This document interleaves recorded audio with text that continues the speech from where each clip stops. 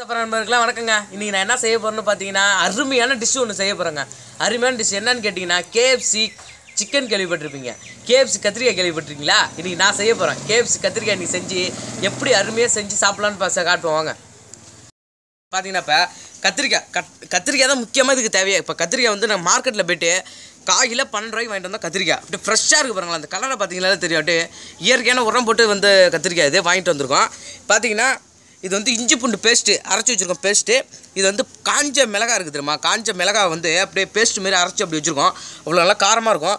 இந்த வந்து கேஎஃப்சி கத்திரிக்காய் செய்கிறதுக்கு என்ன முக்கியமாக வேணும்னு பார்த்தீங்கன்னா ஓட்ஸு தான் நம்ம வாங்கி வச்சுருக்கோம். ஓட்ஸ் பார்த்துங்க, நல்லா இது வந்து நல்லா டேஸ்ட்டாக இருக்கும் அது சாப்பிடும்போது.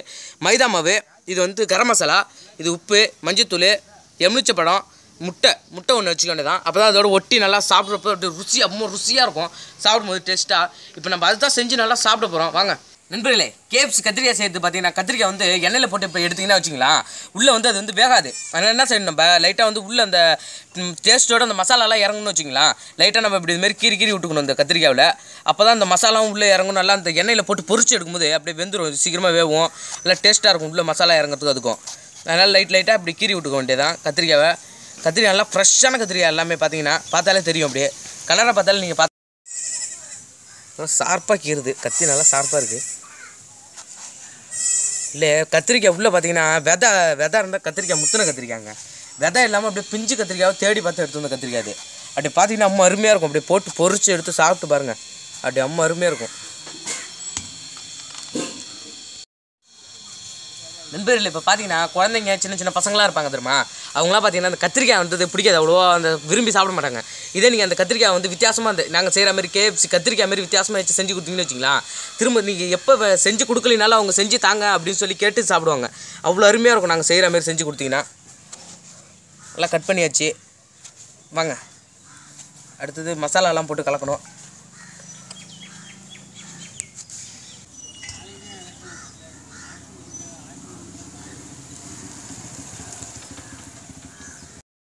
கத்திரிக்காய் கட் பண்ணியாச்சு.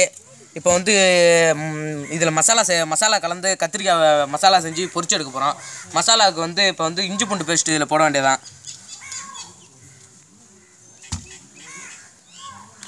மைதா மாவு தேவைக்கு ஏற்ற அளவுக்கு மைதா மாவு நீங்கள் போட்டுக்கலாம். மைதா மாவும் இஞ்சி பூண்டு பேஸ்ட்டும் போட்டிருக்கோம். அதில் வந்து லைட்டாக பிசைஞ்சிக்கலாம் நம்ம.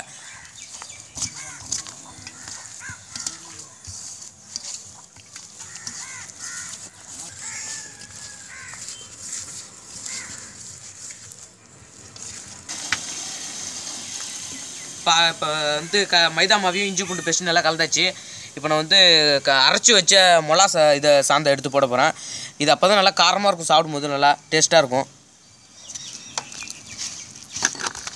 வெறும் மிளகா போட்டு அரைச்சி நம்ம டேஸ்ட்டாக இருக்கும், அப்போ தான் நல்லா டேஸ்ட்டாக சாரமாக இருக்கும். கரம் மசாலா லைட்டாக சேர்த்துக்கலாம் நம்ம. கரம் மசாலா அந்த வாடை நல்லா ஃப்ளேவர் சூப்பராக இருக்கும். மஞ்சத்தூள் சேர்த்துக்கலாம் லைட்டாக. உப்பு நமக்கு எவ்வளோ தேவையான உப்பு நம்ம எடுத்து சேர்த்துக்க வேண்டியதான். நல்லா கலக்க வேண்டியதான். அப்புறம் போட்டு நல்லா பிசையணும். நல்லா பிசைஞ்சாச்சு. இப்போ பார்த்தீங்கன்னா முட்டை ஒன்று, அப்போ தான் நல்லா அந்த டேஸ்ட் அப்படியே இருக்கும். முட்டை போட்டால்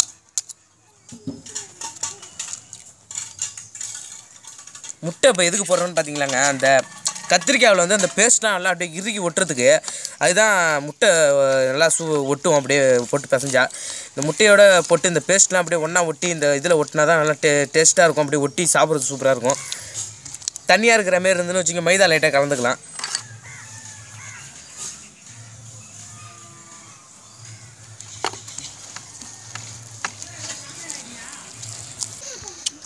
நல்லா பிசைஞ்சாச்சு, முட்டையை போட்டு நல்லா பிசைஞ்சாச்சு. இப்போ பார்த்தீங்கன்னா எலுமிச்சை பழத்தை லைட்டாக அதில் ஊற்றணும்னு வச்சுக்கலாம். அந்த ஃப்ளேவர் இருக்குது தெரியுமா, அந்த ஃப்ளேவர் நம்ம டேஸ்ட்டாக இருக்கும். எலுமிச்சை பழத்தோட ஊற்றினா இதில் வந்து எலுமிச்சை பழம் லைட்டாக கலந்துக்கலாம். ஒரு எலுமிச்சை பழம் எடுத்துக்கலாம். அப்படியே அந்த புளிப்பு டேஸ்ட்டு அப்படி இருக்கும். அந்த கத்திரிக்காயோட அந்த புளிப்பு சுவை அப்படி சேர்ந்தா அவ்வளோ டேஸ்ட்டாக இருக்கும். இது நல்லா பிசைஞ்சிட்டு ஒரு மணி நேரம் ஊற வச்சு அப்புறமேட்டுக்கு எடுத்து எண்ணெயை நல்லா ஹீட் பண்ணி பொரிச்சா அப்படி ரொம்ப டேஸ்ட்டாக இருக்குது. நல்லா பிசைஞ்சாச்சு. இது இன்னும் ஒரு மணி நேரம் நல்லா ஊற வச்சிடலாம். நல்லா பிசைஞ்சு நல்லா வச்சிருக்கு. 1 மணி நேரம் ஊற வச்சு அப்படி எண்ணெயில் போட்டு பொரிச்சு எடுத்தோம்னா அவ்வளோ டேஸ்ட்டாக அவ்வளோ அருமையாக இருக்கும். அப்படி சாப்பிடலாம். இதை பார்த்தீங்கன்னா கத்திரிக்காய் பார்த்தீங்கன்னா சின்னது பெரியவங்க யார் வேணால் சாப்பிடலாம். அது ஆனால் பார்த்தீங்கன்னா நிறைய பேர் இந்த கத்திரிக்காய் சாப்பிடும்போது அப்படியே ஒதுக்கி வச்சுருவாங்க. ஒதுக்கி வச்சு சாப்பிட்றதுக்கு அப்படியே ஒதுக்கி வச்சுட்டாங்கன்னா அது பிடிக்காது அப்படின்றாங்க. ஆனால் அந்த கத்திரிக்காயில் அவ்வளோ சத்து இருக்குது, ஊட்டச்சத்து. இதை நல்லா புரிஞ்சு சாப்பிட்டா தான் நல்லாயிருக்கும். அப்படியே நாங்கள் செய்கிற ஸ்டைலில் நீங்கள் செஞ்சு சாப்பிட்டு பாருங்கள். அவ்வளோ டேஸ்ட்டாக இருக்கும். கத்திரிக்காய் அப்படி பிடிக்கும் உங்களுக்கு. நல்லா எரியுது. இப்போ சட்டியை வச்சு எண்ணெயை சூடு பண்ணி பொரிக்க வேண்டியதான். அடுப்பு நல்லா எரியுது. சட்டியை வச்சாச்சு. நல்லா ஹீட் ஆகட்டும் சட்டி.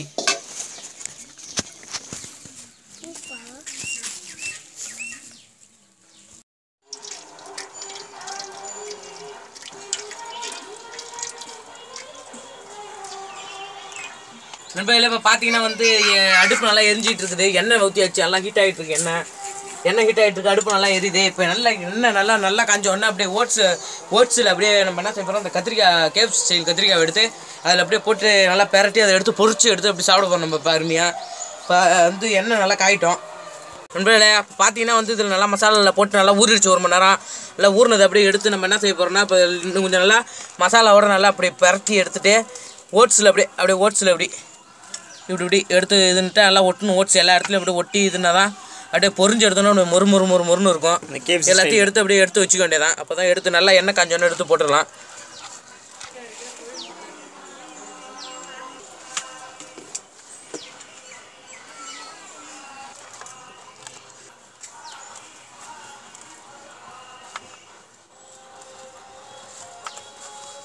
நல்லா பரட்டி எடுத்து வச்சாச்சு. நல்லா எண்ணெய் ஹீட் ஆகிடுச்சு. எடுத்து போட்டு பாரு. லைட்டாக அட்ஜஸ்ட் பண்ணி லைட்டாக அந்த சாந்தை எடுத்து போட்டு பார்க்கலாம். லைட்டாக நல்லா எண்ணெய் கொச்சிச்சானு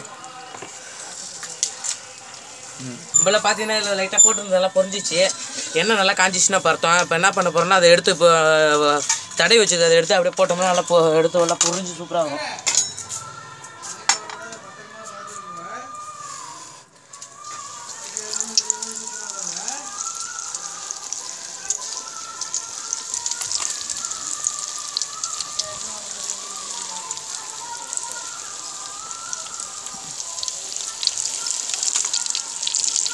இப்போ பார்த்தீங்கன்னா சிக்கன் இந்த கேப்ஸ் சிக்கன் எப்படி இருக்குமோ அதே மாதிரி தான் இந்த கேப்ஸ் கத்திரிக்காவும் இருக்குது. பார்த்தீங்கன்னா பொரியறதுலாம் எல்லாம் அதே மாதிரி தான் இருக்குது. இல்லை அப்படியே மேலே நல்லா பொரியுது. நல்லா எண்ணெய் நல்லா ஹீட் ஆகிடுச்சு. நல்லா பொரியுது அந்த கேப்ஸி.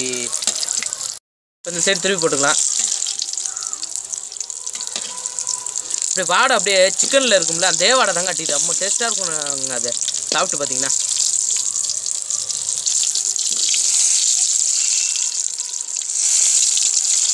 எல்லாம் அந்த இதெல்லாம் நல்லா பொரிஞ்சு வருது பாருங்க. அப்படியே கேப்ஸ் கத்திரிக்காய் பார்த்தீங்கன்னா அருமையாக இருக்குங்க. அது சாப்பிட்டா அவ்வளோ அது டேஸ்ட்டு சொல்ல முடியாதுங்க. அவ்வளோ அருமையாக இருக்குங்க. அது சொல்கிற அளவுக்கு இருக்காது. நீங்கள் சாப்பிட்டு பாருங்கள். வீட்டில் செஞ்சு சாப்பிட்டு பார்த்துட்டு எனக்கு கமெண்ட் பண்ணுங்கள். நீங்கள் இது நல்லா இருக்குங்க. அவ்வளோ அருமையாக இருக்குங்க. நீங்கள் செஞ்சு சாப்பிட்டு பாருங்கள். நீங்கள் பொரிஞ்சிச்சு எடுத்துடலாம்.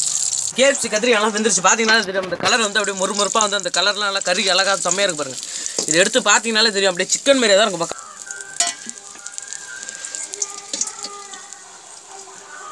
பார்த்தீங்கன்னா அப்படி சிக்கனுக்கும் அந்த கத்திரிக்காய்க்கும் வித்தியாசம் தெரியாத அளவுக்கு இருக்கும். அப்படி கேப்ஸ் சிக்கன் எப்படி இருக்குமோ அதே மாதிரி தான் அந்த கத்திரிக்காயும் இருக்குது. பார்த்தீங்கனாலே தெரியும் நல்லா அவ்வளோ அருமையாக இருக்க போதுங்க அந்த கத்திரிக்காய். இப்போ சாப்பிடும்போது நான் எப்படி சாப்பிடணும் பாருங்க.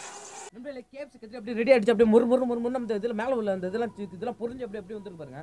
அதை எடுத்து அப்படியே கடிச்சு சாப்பிட்டா எப்படி இருக்குன்னு பாருங்க. ஆவி பறக்குது போல. உள்ள எப்படி வந்துருக்கு பாருங்க. இதில் கம்மி அவ்வளோ அருமையாக இருக்காது சாப்பிட. உள்ள மசாலா இருக்கா அவ்வளோ டேஸ்ட்டாக இருக்கு சாப்பிட.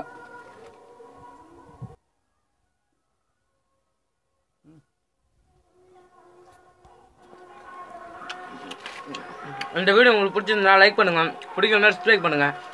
உங்கள் ஃப்ரெண்ட்ஸுக்கெல்லாம் ஷேர் பண்ணுங்கள். கமெண்ட் பண்ணுங்கள். மறக்காமல் இந்த சேனலுக்கு சப்ஸ்கிரைப் பண்ணிடுங்க. வில்லேஜ் ஃபுட் சஃபர் சேனலுக்கு சப்ஸ்கிரைப் பண்ணுங்கள்.